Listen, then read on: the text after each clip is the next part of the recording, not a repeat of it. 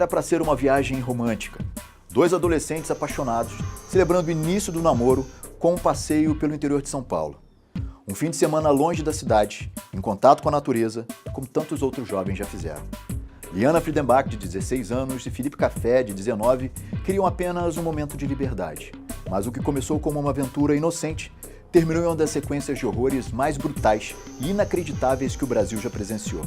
E o nome que se tornaria símbolo de um dos debates mais polêmicos do direito penal brasileiro: Champinha. Com apenas 16 anos, Roberto Aparecido Alves Cardoso, conhecido como Champinha, liderou o sequestro, estupro, tortura e o assassinato de dois jovens que jamais deveriam ter cruzado seu caminho. Enquanto as famílias das vítimas clamavam por justiça, a legislação vigente impunha um limite: 3 anos de internação para esse menor. A pergunta inevitável que se espalhou pelo Brasil: isso é justiça? Eu sou Sandro Caldeira, delegado de Polícia Civil, e hoje vamos revisitar esse caso emblemático, não para alimentar a dor, mas para entender o impacto jurídico que ele provocou. Vamos mergulhar nos detalhes da investigação, na resposta do sistema legal e nas discussões que ele levantou.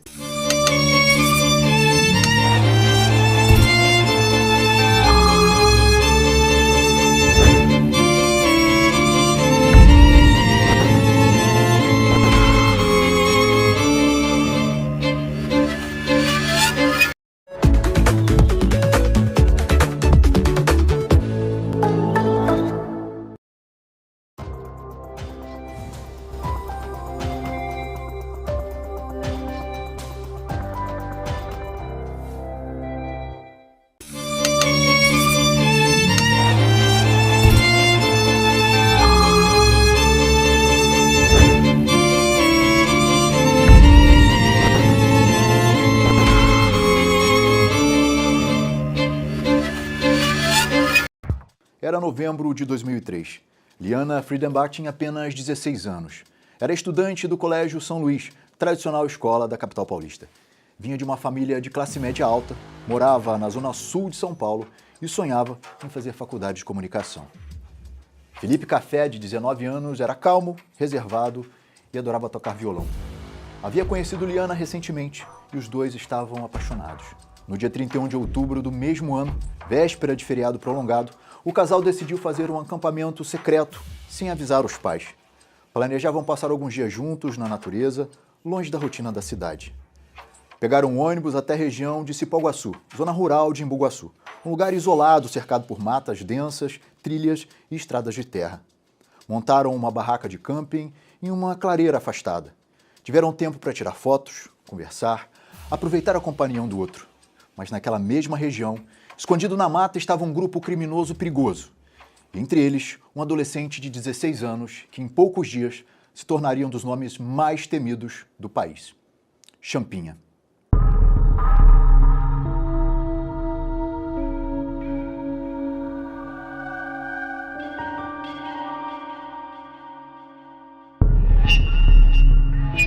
O sequestro e assassinato de Liana Friedenbach e Felipe Café teve repercussão nacional imediata.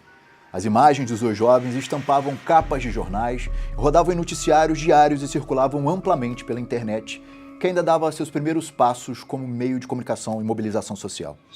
A comoção pública se transformou em pressão por respostas rápidas. A Polícia Civil de São Paulo, com apoio da Polícia Militar, intensificou as buscas e, com base em informações anônimas, chegou até o esconderijo dos criminosos. Champinha foi apreendido pouco tempo depois da captura dos adultos envolvidos. Em depoimento à delegacia de Itapecerica da Serra, Champinha descreveu com naturalidade assustadora os dias que passou com Liana, as agressões, o estupro, o assassinato de Felipe e o momento em que decidiu matar a garota. Não havia dúvidas, ele foi o mentor e executor direto dos crimes mais bárbaros daquela semana. Os comparsas presos em flagrante confirmaram a história. A cadeia de eventos era clara. Os laudos periciais, exames de necropsia e a reconstituição dos fatos consolidaram a responsabilidade penal de todos os envolvidos.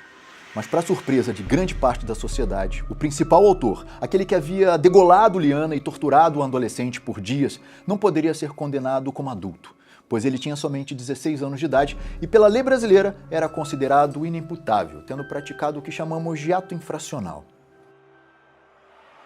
Mas o que é um ato infracional? No Brasil, menores de 18 anos não cometem crimes, mas atos infracionais análogos a crime. A terminologia é diferente porque a responsabilização também é. Os menores de idade são considerados pela lei brasileira como penalmente inimputáveis e, por isso, não respondem criminalmente como um adulto. Ao invés de um processo criminal, o adolescente infrator sofre um processo socioeducativo na vara da infância e juventude, podendo, ao final desse processo, serem aplicadas as chamadas medidas socioeducativas. E o que são essas medidas socioeducativas? Elas são sanções aplicadas pelo Juizado da Infância e Juventude com foco em reeducação, reintegração social e proteção psicológica. As medidas previstas na lei são advertência verbal, obrigação de reparar o dano, prestação de serviços à comunidade, liberdade assistida, semi-liberdade e a internação em estabelecimento educacional, que é a mais grave de todas, onde o adolescente fica com sua liberdade cerceada, ou seja, ele fica atrás das grades. A revolta popular foi inevitável. Marchas, abaixo-assinados, editoriais de jornais, debates televisivos tomaram conta do país. E o nome Champinha se tornou símbolo de impunidade. Essa tragédia reacendeu o debate sobre a redução da maioridade penal, alterações no Estatuto da Criança e do Adolescente e causou um racha entre juristas, defensores dos direitos humanos e da sociedade em geral.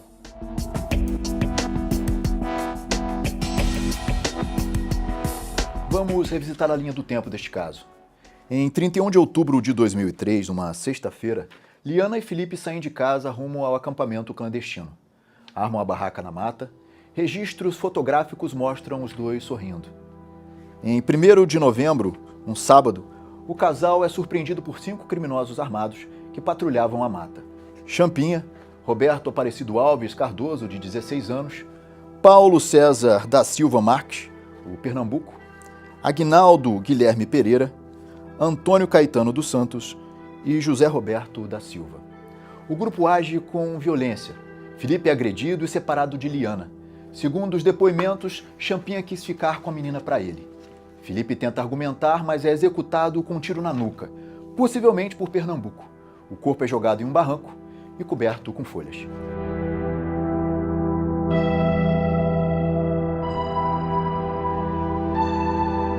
Em 2 de novembro, num domingo, Liana, desorientada, começa a entender o que está por vir. Ela é levada para outro ponto da mata, tem as mãos amarradas e começam os abusos físicos e psicológicos. Segundo os próprios comparsas, Champinha dizia que ela seria sua mulher. Ele a estuprava e depois a tratava como namorada. A jovem implora para ser libertada, mas nada acontece. Em 3 de novembro, numa segunda-feira, os pais de Liana estranham o silêncio e começam a procurar a filha. Registros de chamadas telefônicas mostram que ela não deu nenhum sinal de vida. A mãe de Liana vai até a delegacia e registra o desaparecimento. A imprensa começa a cobrir o caso. Fotos do casal são divulgadas na televisão e nos jornais. Em 4 de novembro, terça-feira, Liana ainda está viva. É mantida em um barraco improvisado na mata. Os criminosos continuam circulando pela região, vigiando pontos de acesso e os abusos seguem. Testemunhas relatam movimentações suspeitas e gritos vindos da floresta. No dia 5 de novembro, quarta-feira, Champinha, temendo ser descoberto, resolve dar fim à jovem. Segundo ele mesmo contou em interrogatório, ela estava dando trabalho demais. Liana é levada até um córrego, é golpeada com um facão na nuca, degolada e abandonada em meio ao mato. Os criminosos seguem acampados na região, acreditando que o caso não chamaria tanta atenção. Entre 6 e 9 de novembro, de quinta a domingo, as buscas ganham força. Helicópteros, cães farejadores e a Polícia Civil Militar fazem varreduras na mata. Denúncias anônimas se acumulam. Uma delas, decisiva, indica que um grupo estranho estava circulando com uma menina amarrada dias antes. No dia 10 de novembro, segunda-feira, a polícia localiza o grupo. A troca de tiros e tentativa de fuga. Todos os criminosos são capturados. Champinha é apreendido pela Polícia Civil e confessa o crime com frieza e riqueza de detalhes.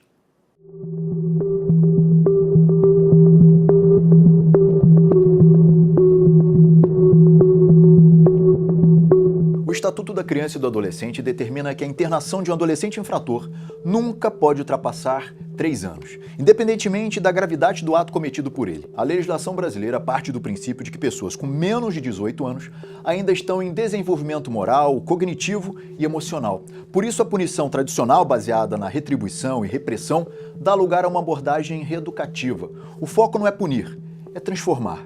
Mas no caso de Champinha, essa lógica foi colocada à prova. Champinha foi internado na Fundação Casa. Lá cumpria a medida socioeducativa de internação, com prazo máximo de 3 anos, conforme prevê a legislação. Mas logo surgiram sinais alarmantes de que ele não poderia voltar à sociedade. Avaliações psiquiátricas feitas por equipes técnicas indicaram que o Champinha apresentava traços severos de psicopatia, ausência de empatia, sadismo e impulsividade extrema. Relatórios revelavam comportamentos agressivos com outros internos, simulações de estrangulamento, falta de remorso e até relatos de orgulho pelos crimes praticados. Diante da comoção nacional da brutalidade dos crimes, a sociedade esperava uma resposta exemplar da justiça. Mas para muitos essa resposta nunca veio, pelo menos não no que diz respeito ao autor principal dessa barbárie, Roberto Aparecido Alves Cardoso, o Champinha. Com 16 anos à época dos crimes, ele não pôde ser julgado pela justiça comum, nem tampouco ser condenado a penas de prisão como seus comparsas adultos.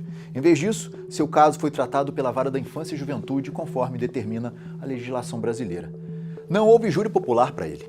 Não houve condenação por homicídio qualificado, estupro ou cárcere privado. O que houve foi a aplicação de uma medida socioeducativa de internação, por tempo máximo de 3 anos, como prevê o Estatuto da Criança e do Adolescente, e que foi cumprida na Fundação Casa, em São Paulo. Mas qual a diferença entre processo criminal e processo socioeducativo?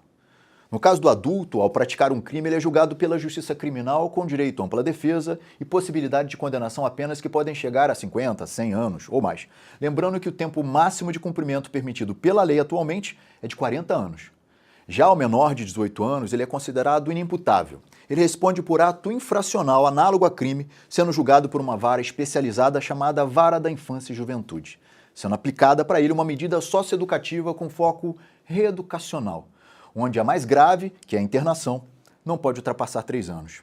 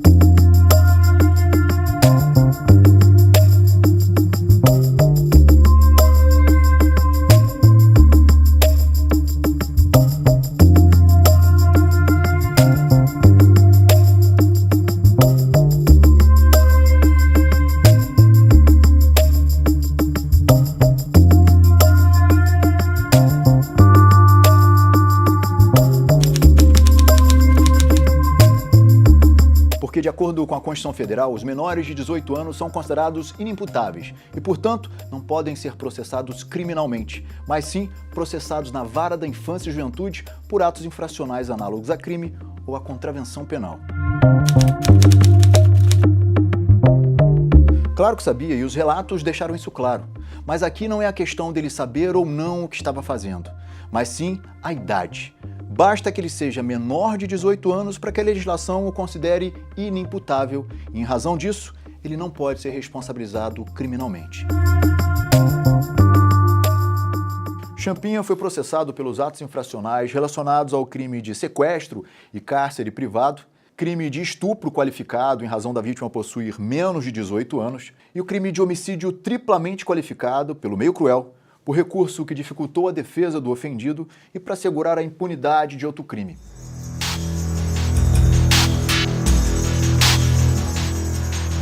E além disso, pelo crime de ocultação de cadáver, por 2 vezes em concurso de pessoas, juntamente com os demais envolvidos no crime.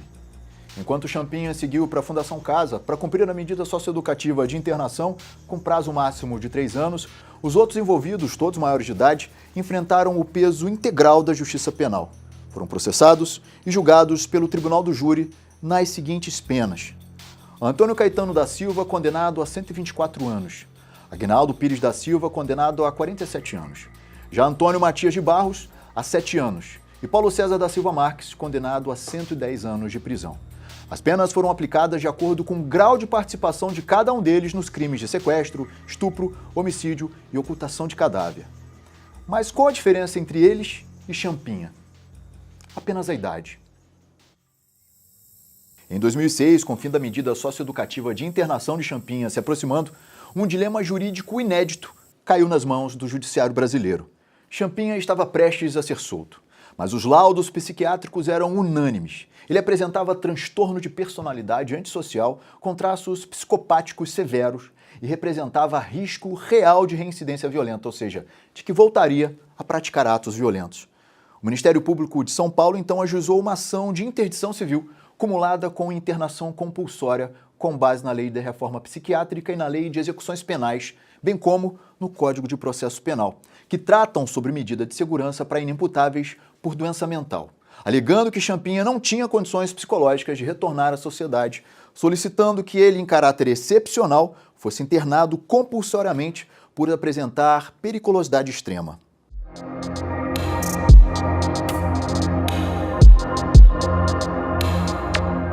A Justiça aceitou o pedido e Champinha foi encaminhado para uma unidade experimental de saúde, com vigilância armada e equipe psiquiátrica 24 horas por dia. Do ponto de vista jurídico, a internação de Champinha na Unidade Experimental de Saúde, UES, não é apenas uma interdição civil. O Tribunal de Justiça de São Paulo reconheceu que sua situação corresponde a uma medida de segurança criminal aplicada por tempo indeterminado, fundamentada nos laudos médicos. A cada período, novas perícias devem avaliar se a periculosidade cessou ou se ela permanece. Mas até hoje, o resultado tem sido sempre o mesmo, considerado incapaz de voltar à vida em liberdade. E aqui surge um debate jurídico. Críticos apontam que essa medida viola a Constituição porque na prática ela equivale a uma prisão perpétua. Outros defendem a medida e argumentam que ela não é pena, mas um tratamento de saúde autorizado enquanto houver risco concreto à sociedade. Esse impasse já foi analisado em habeas corpus sucessivos, mas o Tribunal de Justiça de São Paulo, o STJ e o STF têm mantido a internação. Champinha não cumpre pena, mas está privado de liberdade. Tecnicamente, ele não está preso, está internado por medida de proteção à sociedade. E essa espécie de custódia não comporta prazo de duração.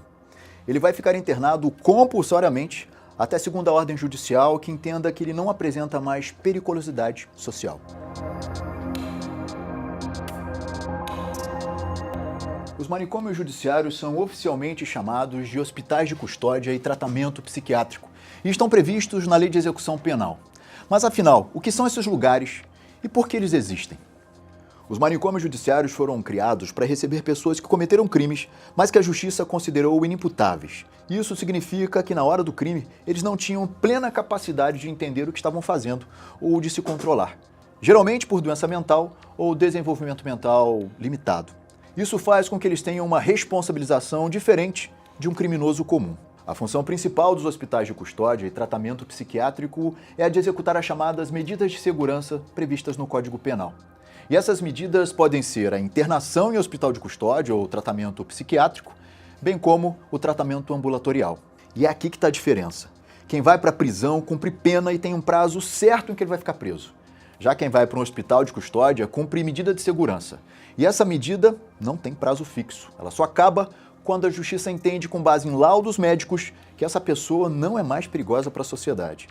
Champinha, embora tenha cumprido 3 anos de medida socioeducativa pelo ECA, depois desse período foi mantido em internação através de medida de segurança sob o argumento de doença mental e periculosidade extrema, não em um hospital de custódia, mas em uma unidade semelhante chamada Unidade Experimental de Saúde.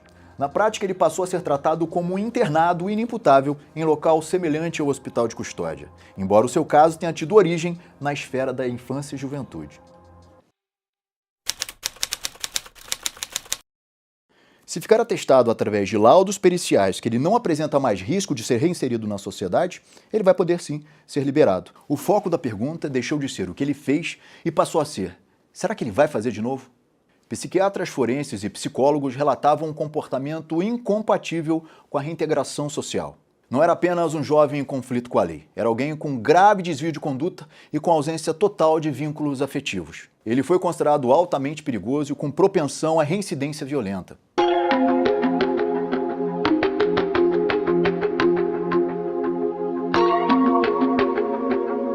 caso Champinha revoltou o país, mas trouxe um marco. A brutalidade do crime, a idade do autor e a resposta da justiça provocaram uma onda de indignação em todo o país. Nas ruas, nas escolas, nas redes sociais e no Congresso Nacional, um debate dominou o país. Como lidar com adolescentes que cometem crimes, ou melhor, atos infracionais bárbaros? O caso Champinha é um divisor de águas. Um daqueles episódios que colocam em xeque não só o sistema de justiça, mas também a nossa capacidade coletiva de entender até onde vai a maldade e até onde a lei consegue ir. Um jovem de 16 anos capaz de liderar uma sequência de crimes tão cruéis nos força a refletir. Será que nossas leis conseguem acompanhar a realidade? Será que estamos preparados para lidar com jovens infratores que agem com tamanha frieza? A justiça fez o que estava a seu alcance dentro da lei, mas a sensação de impunidade permaneceu. É nesse abismo entre o que a lei permite e o que a sociedade exige que mora o nosso desafio. Precisamos criar políticas públicas firmes, fortalecer o sistema educacional, oferecer apoio psicológico e, sim, punir com responsabilidade aqueles que cruzam essa linha. Que os nomes de Liana Friedenbach e Felipe Café não fiquem marcados apenas pela brutalidade do que viveram, mas que se tornem um alerta, um chamado à ação, um lembrete de que o Estado precisa estar mais atento e preparado para proteger os seus.